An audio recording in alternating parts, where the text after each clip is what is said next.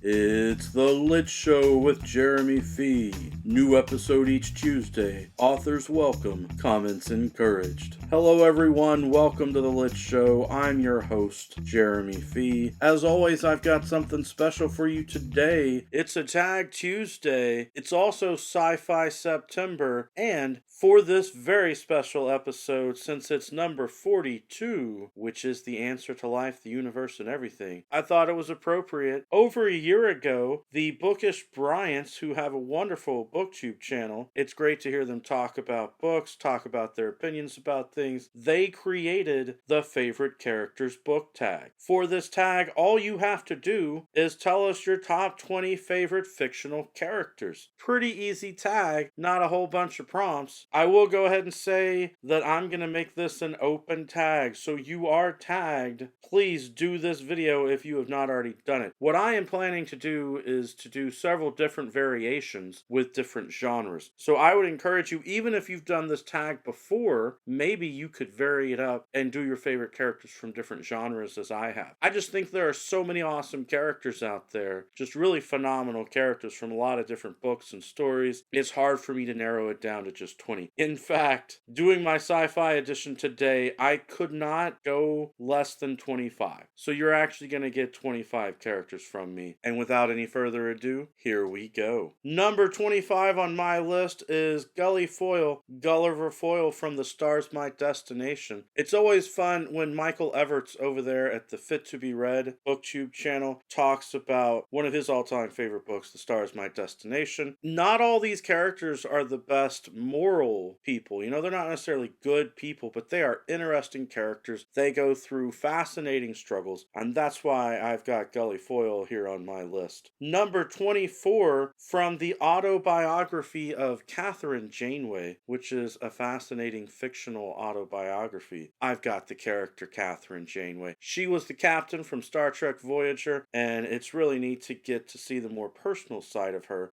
background story, and that sort of thing in the autobiography. Number 23 is a shout out to my childhood. I read a lot of comic books, graphic novels, and one of my favorite series was the Teenage Mutant Ninja Turtles. Those of you who did not read the comic book series, you might not realize they did a lot of interdimensional travel. When I was a kid, that was my first real introduction to the idea of characters going from one dimension to another and having alternate realities. I love the way they interacted with a lot of different alien species and that sort of thing in the comics, and by far the best Ninja Turtle character was Raphael. In the comics, he donned a full black outfit, full ninja suit. He was very rebellious. Number 22 from Alan Dean Foster's The Damned trilogy, I've got Will Dulac. I loved reading these books. He starts out as just a music writer, singer from New Orleans. The character reminded me a lot of Harry Connick Jr., who was acting in movies like Independence Day back when I was reading the series. And then he transforms over time. He's a good person, but he's got to deal with all these alien conflicts throughout the series. Highly recommend it. Number 21 is Arthur Dent from The Hitchhiker's Guide to the Galaxy, where we get the number 42 as the answer to life, the universe, and everything. Good reminders from this series. Always bring a towel with you, of course, and be ready to deal with all kinds of wacky situations. I almost put Safad Beeblebrox on this list, but sometimes he annoyed me just a little too much. Coming in at number 20 from Do Androids Dream of Electric Sheep, the work that inspired Blade Runner, I've got Rick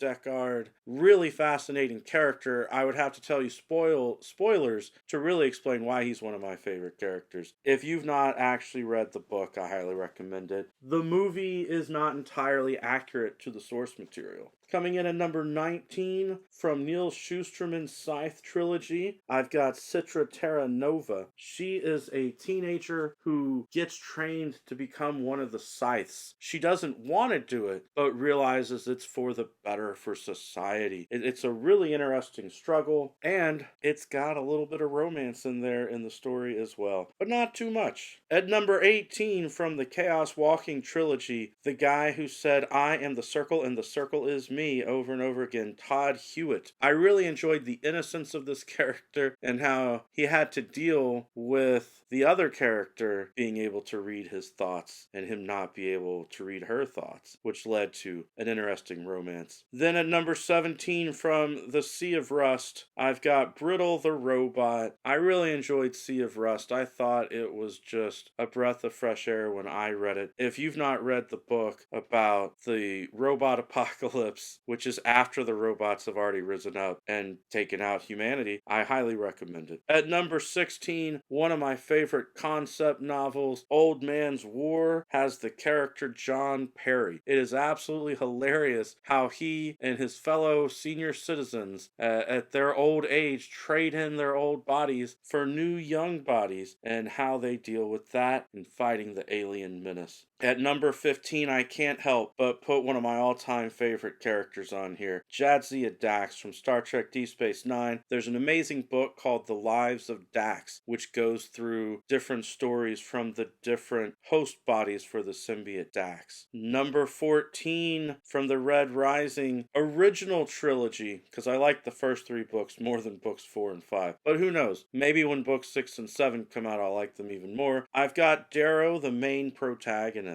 Darrow goes through a lot. There are times that he's not the most likable person, but he has to overcome great many struggles. At number 13 from the same series, an even better character is Severo. Severo is just a lot of fun, and he's a great contrast to Darrow as their friendship develops. It's interesting to see how the two of them interact. But I think Severo is, in a lot of ways, ultimately more likable by the time you get through the story. Number 12 from the prequel to the Sea of Rust called Day Zero, I've got Pounce the Robot, who has a sort of Calvin and Hobbes relationship to where Pounce is like Hobbes to the little child that Pounce is supposed to take care of. This book actually explores the robot uprising while the robots are killing off humanity. Pounce is a nanny bot who doesn't want to kill the little human that Pounce is assigned to. It's a very touching story as Pounce tries to protect that human child. Then at number 11, representing cyberpunk, I've got Case from Neuromancer. When I was younger and I started reading cyberpunk, I was really happy to find that a lot of cyberpunk feels like detective, investigation, mystery novels, in addition to having the fun technology elements in there. And now we're at the top 10. Top 10 favorite sci-fi characters from me, at least from what I could remember. I went through and looked at my Goodreads. Goodreads says I've read over 250 sci-fi books. I just tried to remember off the top of my head while scrolling quickly through them. And I saw I've read several books that are written in the series for the Aliens films. And so at number 10, I've got Ripley. I think Alan Dean Foster did a great job with the film novelization. You get more thoughts for the character Ripley than just the action that you see in the film. But Ripley definitely stands out as one of the all-time best sci-fi characters. And then at number 9, from the Murderbot series by Martha Wells, is the Murderbot. And I don't want to give you spoilers of all the fun things that Murderbot gets into, but I've read, I think it's the first 5 books in the series, and I just love this character. I believe it is a metaphor for people who are socially awkward, who have trouble interacting with other human beings and that sort of thing. I very much like the character. I feel like Murderbot is very sympathetic, even though Murderbot murders. At number 8, from the Dune series, I've got Paul Atreides. Paul Atreides is a controversial character as the series continues, and I think some people miss some of that when they read it, but it helps to go back and reread it and to watch the different film and TV adaptations of Dune to get that understanding. At number 7, from Project Hail Mary, I've got Ryland Grace. I really enjoyed this character because he was a teacher as well as being a scientist, and it was a lot of fun to get the teacher perspective as he did all his problem solving in space. And then for number 6, an even better problem solver in space from the same author, from The Martian, I've got Mark Watney, the guy who grew potatoes on Mars, calling himself a space pirate. Great sense of humor, fun character. They did a great job with the film adaptation as well. And now we're at the top 5. Should come as no surprise surprise to fans of my channel, people who've watched a lot of my videos, we're going to get into Star Wars territory here, because growing up, I read all of those old Star Wars novels. Number 5, I've got Princess Leia Organa, aka Lady Vader. She really stood out in the Star Wars novels that represented the timeline after Return of the Jedi, back before Disney bought the Star Wars series and tried to create a new canon that I'm not as interested in. In the Truce at Bakura and a lot of the other novels, Leia really stood out as a strong character in dealing with a leadership role, trying to rebuild. And that brings us to number 4, also from Star Wars. I'm going to say representing the Corellian trilogy, Han Solo. There were a lot of interesting adventures that went along with this. And of course, in those stories, Han and Leia really had a wonderful relationship, unlike what the Disney movies did with episodes 7 to 9, unfortunately. And then we get to number 3. This one was tough for me, but I stuck with Star Wars. I almost wanted to say Mara Jade or the clone Luke, but I'm going with Luke Skywalker. In the graphic novel Dark Empire, Luke really was willing to struggle with turning to the dark side in order to understand the dark side, to deal with the returned Emperor clones and all of that in the storyline. And it was great. I love the idea of Luke flirting with the dark side and trying to see how much he could take the dark side and contain it within himself and still try to turn back to the light side. It was a great struggle, a good storyline, and just a good comic overall, I remember. Now we're at the top 2. Number 2, Remember,